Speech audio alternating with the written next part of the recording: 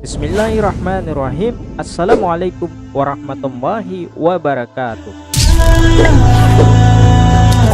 Hadirnya Dajjal sebagai tanda dunia akan memasuki akhir zaman dan tinggal menunggu waktunya terjadinya kiamat besar akhir zaman.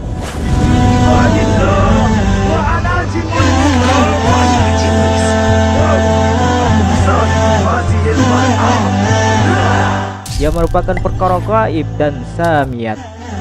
As-samiyat menurut bahasa berarti sesuatu yang gaib dan hanya bisa diketahui secara benar dengan cara ihbar, berita yang didengar, yakni apa yang didengar dan diberitakan oleh Allah Subhanahu wa taala dan Rasulnya dalam Al-Qur'an dan As-Sunnah. Namun Nabi Muhammad SAW sudah mengabarkan kedatangan Dajjal dalam berbagai hadis. Dalam satu hadis riwayat Abu Daud misalnya, Nabi Muhammad SAW menjelaskan bahwa Dajjal secara fisik merupakan seorang laki-laki yang pendek, berambut keriting, matanya buta sebelah, yang mengaku sebagai Tuhan sehingga membuat umat manusia kebingungan. Namun Nabi menegaskan bahwa Tuhan tidak buta sebelah sebagaimana Dajjal. Suatu hari Nabi Muhammad SAW pernah menyampaikan pidato di hadapan para sahabatnya secara panjang lebar mengenai Dajjal. Merujuk Hayatus Sahabah Syekh Muhammad Yusuf Al-Qaradawi, Nabi Muhammad SAW mengawali pidatonya dengan mengatakan bahwa setiap nabi yang diutus Allah pasti mengingatkannya kaumnya terhadap Dajjal, termasuk dirinya sebagai nabi akhir zaman. Dajjal pasti akan muncul di tengah kalian, tegas Nabi. Kata Nabi, dirinya akan menjadi pelindung bagi setiap muslim manakala Dajjal muncul pada zamannya. Namun jika Dajjal datang setelah Nabi wafat, maka setiap muslim menjadi pelindung atas dirinya sendiri. Dajjal akan mulai muncul dan berkata, "Aku adalah nabi," padahal tidak ada lagi nabi sesudahku.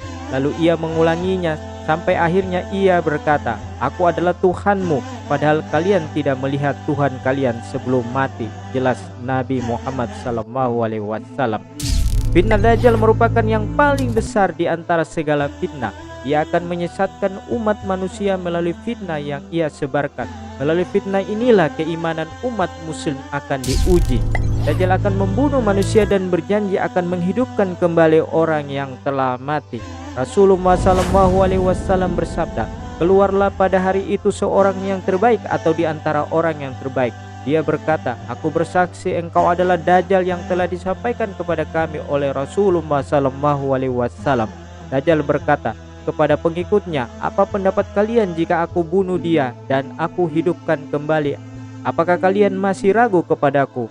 Mereka berkata, "Tidak." Maka Dajjal membunuhnya dan menghidupkannya kembali.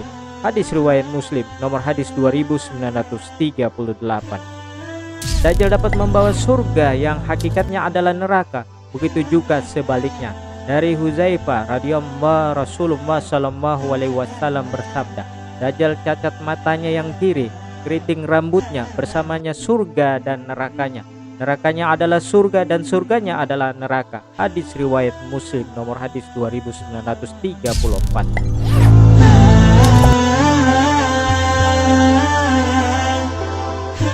Dajjal dapat memerintahkan langit untuk menurunkan hujan. Dari An-Nawas bin Sama radhiyallahu anhu, Rasulullah SAW berkata, dia datang kepada satu kaum mendakwai mereka. Mereka pun beriman kepadanya, menerima dakwanya. Maka Dajjal memerintahkan langit untuk hujan dan memerintahkan bumi untuk menumbuhkan tanaman. Maka turunlah hujan dan tumbuhlah tanaman. Hadis riwayat Muslim nomor hadis 2937.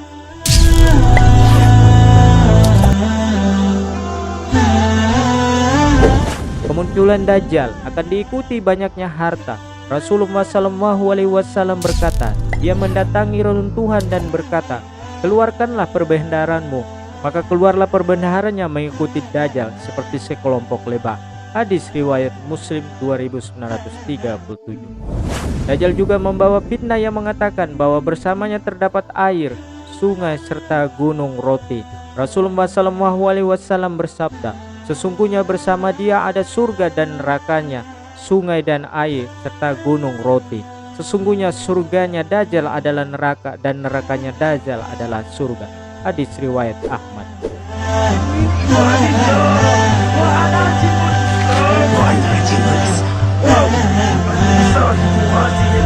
Dari Uqbah bin Ammar radhiyallahu anhu, dia berkata, aku mendengar Rasulullah SAW berkata tentang Dajjal. Sungguh Dajjal akan keluar dan bersamanya ada air dan api. Apa yang dilihat manusia air sebenarnya adalah api yang membakar. Apa yang dilihat manusia api sesungguhnya adalah air minum dingin yang segar. Barang siapa di antara kalian yang mendapatinya hendaknya memilih yang dilihat api, karena itu adalah air segar yang baik. Hadis riwayat Muslim, nomor hadis 2935. Sebagaimana telah tercantum pada sebuah hadis dalam Sahih Muslim yang diriwayatkan dari Abu Hurairah radhiyallahu anhu, Rasulullah SAW bersabda, apabila salah seorang kalian selesai membaca tasyahud, hendaknya ia berlindung kepada Allah dari 4 perkara. Beliau membaca, Allahumma inni a'udzubika min adabi jahannam wa min adabil qabri wa min syarri fitnatil masihid dajjal.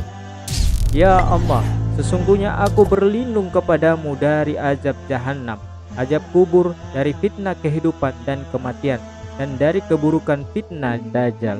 Hadis riwayat muttafaq alaih. Abu Darda pernah berkata bahwa Rasulullah SAW bersabda, barang siapa menghafal 10 ayat pertama dari surat Al-Kahfi, maka ia akan terlindung dari fitnah Dajjal. Hadis riwayat Muslim. Semua orang yang beriman bisa membaca kata di jidat Dajjal tersebut. Oleh karena itu, Nabi memerintahkan umatnya yang menjumpai Dajjal agar meludahi wajahnya dan membaca awal-awal surat Al-Kahfi. Bagaimana seorang muslim untuk bersandar kepada Allah dari tipu daya Dajjal dengan senantiasa berpegang teguh terhadap ajaran Islam yang tercantum dalam Al-Quran dan As-Sunnah, selalu berada di jalan Allah Subhanahu wa Ta'ala, akan membuat seseorang terhindar dari tipu muslihat Dajjal. Semoga Allah selalu melindungi kita dari fitnah Dajjal di akhir nanti, dan selalu mendapatkan petunjuk dari Allah Subhanahu wa Ta'ala hingga akhir zaman. Amin ya rabbal alamin. Wassalamualaikum warahmatullahi wabarakatuh.